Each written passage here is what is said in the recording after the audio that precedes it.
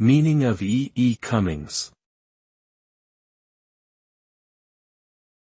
E. E. Cummings. E. E. Cummings.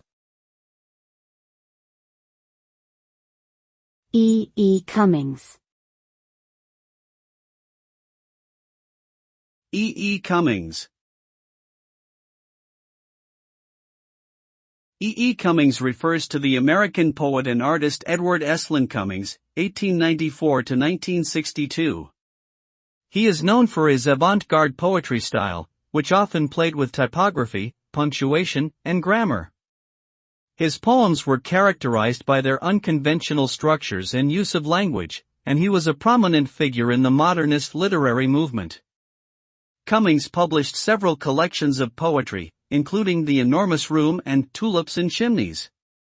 His work has had a lasting impact on modern poetry, and he remains a revered figure in American literature.